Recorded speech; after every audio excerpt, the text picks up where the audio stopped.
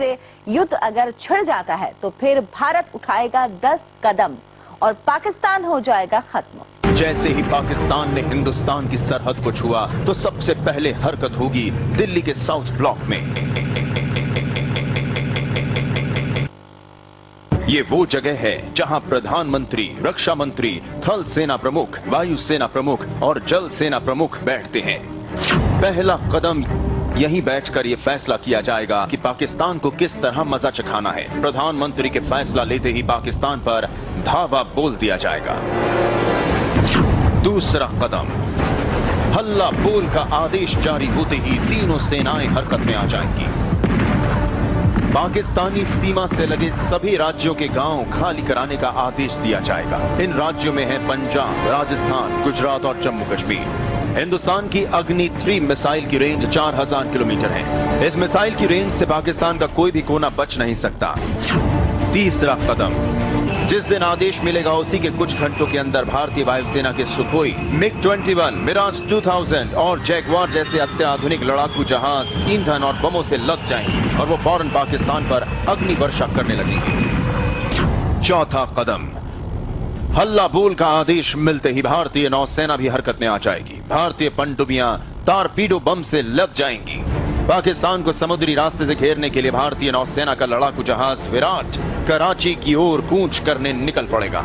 इस जहाज की खासियत है कि वो कहीं से भी पाकिस्तान की नेवी और इसके शहर कराची को अपना निशाना बना सकता है, वो भी समुद्र से। पांचवा कदम, यलगार के साथ ही भारतीय वायुसेना सबसे पहले पाकिस्तान में घुसेगी और पाकिस्तान पर 5000 बमों की बारिश होगी। 5000 बम गिरेंगे पाकिस्तान के आतंकवादी कैंपों पर। भारतीय वायुसेना ने इनकी पहले से ही पहचान कर ली है। देखिए कैसे कुचले जा सकते हैं इन जहरीले सांपों के 5000 बिल। इतनी देर में पाकिस्तान की सरकार हिल चुकी होगी। पूरी दुनिया में हाहाकार मच चुका होगा क्योंकि अपनी इज्जत बचाने के लिए पाकिस्तान कश्मीर पर हमला करेगा। जैसे ही पाकिस्तान सेना कश्मीर को छूने की कोशिश करेगी, भारतीय थल सेना उठाएगी छठवां कदम। छठवां कदम, भारतीय थल सेना दुनिया की सबसे ऊंची युद्ध भूमि सियाचिन ग्लेशियर में यलगार कर देगी। यहां से चीन और पाकिस्तान दोनों पर नजर रखी जाती है। इसी बीच थल सेना पाकिस्तान पर दबाव बनाने के लिए अपना ब्रह्मास्त्र उतार देगी। सातवां कदम, भारत पंजाब से लगने वाली सीमा को खोल दिया जाएगा। ऐसा करने से पाकिस्तान की कमर टूट जाएगी क्योंकि आमने सामने की लड़ाई में पाकिस्तान की सेना भारत के सामने 2 दिन भी नहीं टिक सकेगी। पाकिस्तान राजस्थान में आगे बढ़ने की कोशिश बिल्कुल नहीं करेगा क्योंकि यहाँ भी भारतीय फौजें पाकिस्तान से कई गुना ज्यादा तादाद में हैं। इस बीच भारतीय नौसेना कराची के बेहद करीब लामबंद हो चुकी होगी। कराची पाकिस्तान की आर्थिक राजधानी है। कराची के टूटते ही पाकिस्तान टूट जाएगा और फिर पाकिस्तान अपनी इज्जत बचाने के लिए उठा सकता है बेहद खतरनाक कदम। 9वां कदम, अपनी हालत खराब होते देख पाकिस्तान खुलेआम भारत को परमाणु बम से हमला करने की धमकी दे सकता है।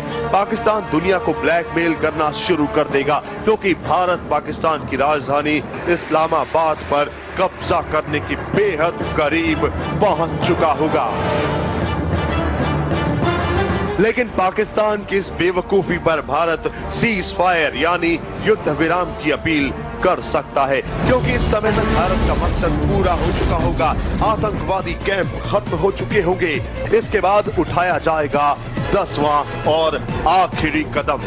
दुनिया भर के देश इस समय तक भारत और पाकिस्तान को समझाने में एड़ी चोटी कर चुके होंगे। ऐसे में फिर से होगा युद्ध विराम, ठीक वैसा ही जैसा 1971 में भारत और पाक सेना के बीच हुआ था।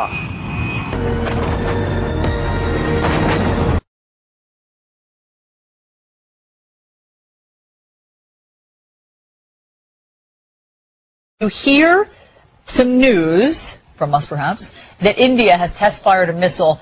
Don't jump to alarm, because although that can sound quite disturbing and alarming, apparently this was planned, and this is kind of par for the course.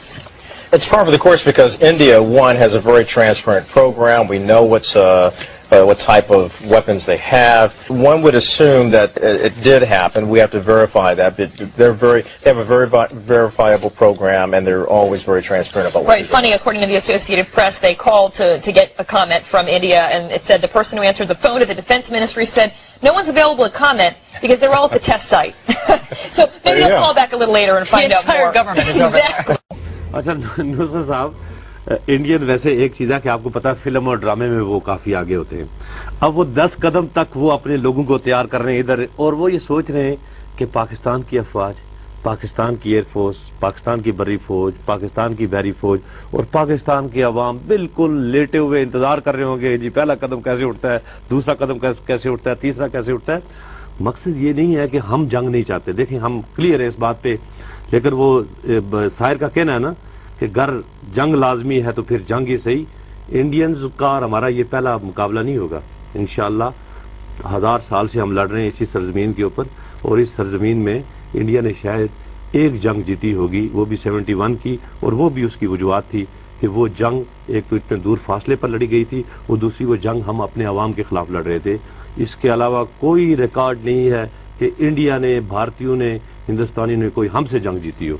तो अगर वो आए तो मोस्ट वेलकम, आप उनको भी पता लग जाएगा। बड़ी सीधी सी बात है कि वही बात जैसे आप कर रहे हो कि कौन चाहता है जंग हो, जंग अच्छी बात नहीं है, ना हमारे लिए है ना उनके लिए है, लेकिन ये भी बात एक तय कर लेना कि भाई बहरहाल यानी जब से पाकिस्तान बना है और पाकिस्तान के जो इंस्टीट्यूशंस रहे हैं हमेशा हमारे सामने तो यही रहा है कि जी हमारे जो वजूद है उसको ना तो तस्लीम किया गया है या शायद उसको सस्टेन नहीं रहने दिया जाएगा।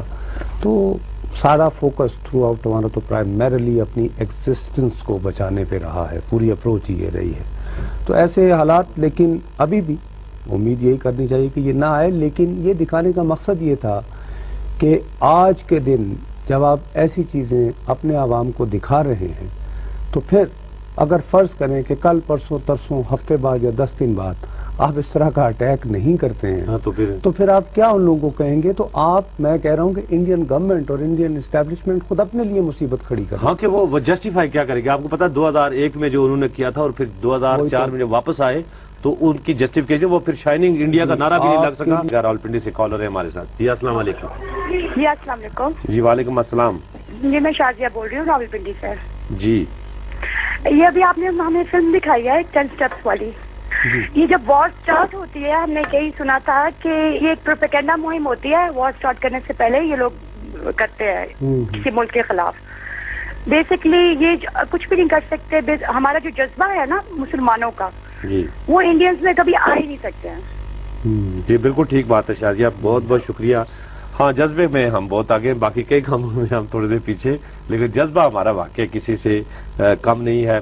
वक्त आजाद, ओहो सॉरी, आजाद कश्मीर से। जी आजाद कश्मीर से कॉल है। जी अस्सलाम वालेकुम। अस्सलाम वालेकुम जी, मैं खलीक आरफ बात कर रहा हूँ जी, बाग आजाद कश्मीर से। जी खलीक आरफ साहब।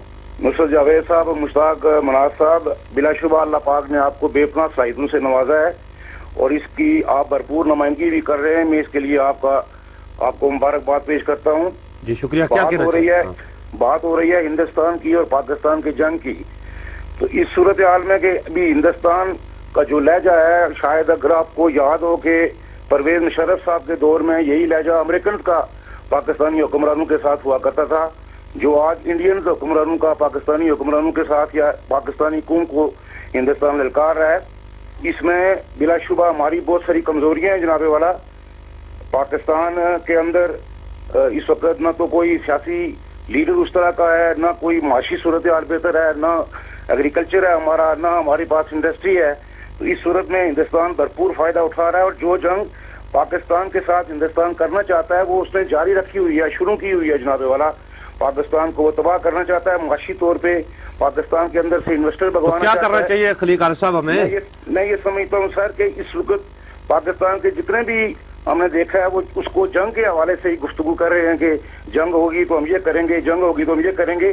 स्वार्थी सतह पर भी पाकिस्तानी हुक्मरानों को और पाकिस्तानी कौम को, नवाज शरीफ साहब को, आसिफ अली जरदारी को IMF से ये फंड लेने के बजाय, ये इतनी खौफनाक और तबाहकुन शराइत से पैसे लेने के बजाय अगर ये अपनी ज़कात निकाल के रख लेते तो पाकिस्तान खुशहाल हो सकता है। बहुत बहुत शुक्रिया जी।